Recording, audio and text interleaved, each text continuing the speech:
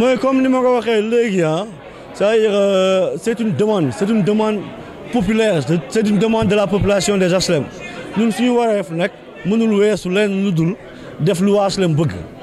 donc on fera tout là, franchement, pour dès la passation de service, nous atteler à ça.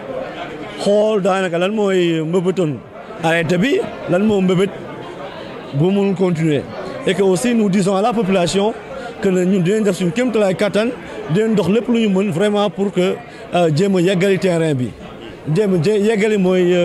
structure bi pour structure mairie bi pour que ñu dellu fa le plus tôt possible inchallah. Man comme nous ma ko waxee woon lors de la campagne nous sommes dans de la vérité ñun lu ñu wax leen loo xam ne mënuñu ko te aussi l'État n'arrive pas à vraiment à éradiquer le chômage qui est là. Donc actuellement c'est-à-dire man en tant que maire si je dis que dañuy éradiquer wala dañuy jël tous les jeunes mooy chômeurs ici aux HLM damay wax lu ma bëgg rek mais il faut une chose il faut que ñëpp xam leen na dinañ def suñu kéemtalaay kattan franchement ak partenariat lu ñu ami et aussi mooy ce qui nous est donné au niveau de la Solida et aussi ce qu'on peut créer ici aux HLM pour résorber mooy ce taux de chômage là. Sécurité il faut aussi nit ñi xam ko. C'est pas du domaine de compétences transférées. Ouais, mais nous, mairie, on a le devoir vraiment de renforcer la sécurité. Et que nous allons tout faire en collaboration, encore une fois de plus, avec la police municipale, avec la police des HLM, pour vraiment assurer davantage de sécurité HLM. Si nous voulons faire parce que c'est un besoin, c'est une même priorité. Voilà, nous y attellerons, Inch'Allah. Nous ne serons pas des chefs. Le plus nous avons parce que Wartan c'est vraiment la solution. Et que nous ne pouvons pas comme si nous après. Et aussi, on va rencontrer les marchands, on va répondre les groupements, pour les riverains, pour Wartan, qu'est-ce qu'il y a de faire. Parce que aussi le problème, il faut le dire, hein, en tant que conseiller depuis longtemps, nous avons cette année marché de là, mais nous, nous ferons tout pour vraiment redimensionner le marché. Franchement, non, la mairie qui est là, on va tout faire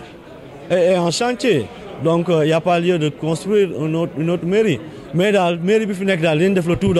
nous tout pour que nous, l'équipe municipale, nous rejoignent, les agents municipaux rejoignent, pour que HLM ait une mairie fonctionnelle, franchement, et que ça sera vraiment de bonne louer. Moi, remercier surtout la population des HLM qui ont porté leur choix sur nous. Donc, c'est un sacerdoce, et que nous aussi, en retour, nous leur dirons que nous allons tout faire pour ne pas trahir l'Uniotech. Nous allons travailler avec eux et surtout pour la population des HLM. Nous allons la narrañ ko te gëm nañ ko. Kuy dem ndam ngay wër donc dañuy sant Yàlla bu baax a baax bi ñu mayee suñu coalition ñu remporter la majeure partie des communes. ndax tey jii tamit ñu ñëw ci élection ñu ñëw ci installation suñu maire ak des conseillers également ñu defaale ma tamit deuxième adjointe du ma def lu dul sant ci Yàlla looloo tax xar karam bi kii daal belli waa xam nga jigéen moom macha allah kii la agent de développement la déjà jigéen fu mu nekk rek jigéen dañ koy takkale ak développement donc lépp loo xam ne dina laal ci wàllu développement te déjà 9 points yi ñu teg rek ci suñu coalition côté yëpp noonu dinañ ci liggéey incha allah te muy wàllu économie muy wàllu santé bi ñu wax noonu en tant que jigéen incha allahu rabbi 9 points yi ñu teg yëpp lépp luñ ci mën a def rek ci kàttanu borom bi dinañ ko ci def incha allah pour jëmale suñu gox suñu HLM kanam. waaw parce que ñoom dañuy jouer rôle bu am importance seen taxawaay ci communes yi dafa am solo bàjjanu gox yi dañ leen di gën a dooleel incha allahu rabbi déjà ñoom elles étaient déjà sur le terrain dañ ciy ànd ak ñoom. Aïcha maa ngi lay nuyu di leen sant bu baax ci couverture bi ngeen ñëw def ci installation officielle bi dama bëgg dama am yëg-yëg yombul woon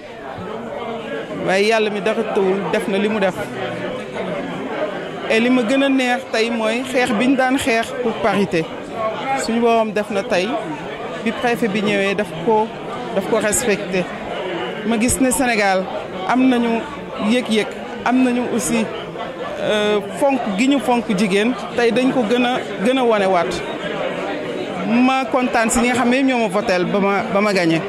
parce que dama yàgg am ambition si HLM ma jigéen ñi nag ñëw ak fulla ak fayda mais heureusement aussi que nous avons un maire le nouveau maire Moustapha Diop intégré bu baax les femmes benn yoon wanuñu luy war a tax ñu xoolee ko bët bu ñaaw tey donc c'était un travail c'était pas facile mais yàlla mi dara tëwul mooy c'est la population HLMoise qui ont vraiment voté pour nous tey ñu ñëwaat pour les adjoints aussi je sais que ñoom la donc yëg-yëg boobu moom laa am tey macha allah. D'abord d'exprimer gratitude de population HLM parce que pour en arriver là il a fallu d'abord bénéficier de la confiance de ces populations-là. Ensuite l'autre aspect c'est les attentes qui sont énormes qui sont devant nous. Nous n'avons pas le temps de savourer. Je pense que le travail commence dès maintenant. Et durant la campagne électorale, nous avons eu à recueillir vraiment les mots de notre cité. Et donc, malgré tous les efforts qui ont été faits par les différentes équipes sortantes, il nous appartient à nous de tenir le flambeau et de répondre aux défis et aux attentes des populations des HLM. Tey ñu fal ma adjoint maire donc vraiment dama ci gën a sant gërëm population HLM. gërëm ci samay collègues conseils municipaux yi porte seen confiance ci man di wax que ni bon man depuis 12 ans maa ngi ci conseil municipal bi maa doon diriger commission santé tey aujourd'hui tey fi ñu may xaare ak peut-être domaine bi nga xamante ni moom la yàlla dimbali ci laa gën a yëngu maanaam lépp lu jëm ci santé publique waaw parce que man spécialiste en santé publique la lépp lu jëm ci gestion des urgences parce que man maay médecin chef directeur SAMU municipal Grand Yoff tey aussi bëgg nañ modèle yooyu ñu implanter ko au niveau des HLM def de sorte que jàppale personnel bi nga xam ne mi ngi fi tamit di liggéey bi mucc ayib mais côté boobu ñu gën leen appuyer gën leen jàppale gën leen dooleel pour que demande en santé bi romb fi mu toll nii actuellement. jërëjëf Fanta ñoo ngi leen di nuyu di leen ziar di leen baal wax di leen ñaanal yàlla di leen gërëm aussi seen couverture bi ngeen ñu defal tey quoi te woowuñu leen voilà yéen ñoo ça se voit yéen da ngeen liggéey HLM donc tout d'abord avant l'entame de mes propos je rends grâce à subhanahu wa ta'ala may ñu fekkee bis bi préalable gërëm toute la population des HLM pour des élections paisibles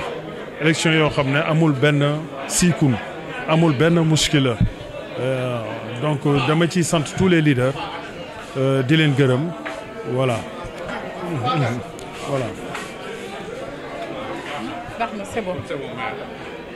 waaw xanaa di gërëm population HLM yëpp si confiance bi ñu am si Yewwi Askan bi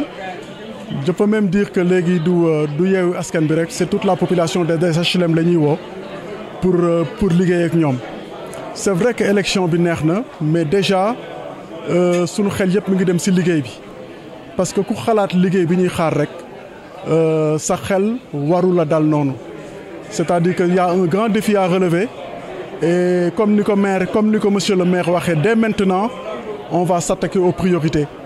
pour régler ko pour que population HLM et la commune des HLM nekk vraiment commune yi nga xam ne mooy commune yi gën a neex daal. ah oui buntu. non c'est-à-dire que booy xool ñun pour ñi nga xam ne xam nañu bureau municipal bi xam nañ ni que ñun nitu terrain lañu man mii ngay gis man maay le président des riverains de l'avenue Cheikh Ahmadou Bamba nekkoon naa tamit président ASC Cité Port il y a beaucoup de mouvements yoo xam ne man ak nit ñi ñoo nekk donc man mënuma nekk sans nit ñi donc ñun ak nit ñi ñoo nekkoon te ñooy continuer di nekk pour mën a régler seen ay problèmes. ñi ngi woo ñëpp ñi ngi woo toute la population des HLM on est ouvert pour que ñun ñëpp ñu bokk liggéey parce que tey vraiment du parti mooy compter mais c'est la commune des HLM qui compte voilà loolu mooy vraiment moo bi nga xam ne vraiment j'insiste beaucoup sur ça. ñu ngi nuyu seen auditeurs yëpp ñu leen di seetaan di sant suñu borom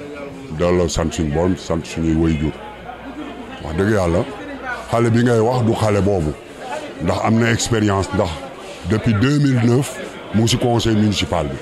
kon su dee mairie la xam na ko waaye nag lenn rek moo si nekk loo xam ne lu yokku la mooy que tey xale la moom am na ay ambition moo ko fi indi tey ba nga xam ne problème mu HLM yëpp xam na ko lii des nag mooy que ñun ñi nga xam ne ñun ñooy conseillers municipaux yi ku si nekk la nga dajale si xam-xam ak sa xalaat nga ñëw jox ko ñu ànd liggéeyandoo HLM mais li wóor boor xale la boo xam ne am na ambition te am na xam-xam jàng na fa mu war a jànge màgg na fa mu war a yar nañ ko fa ñu moom xamuñ ko war a yare kon la des nag yàlla lañ koy jox rek mais yaakaar nañ ne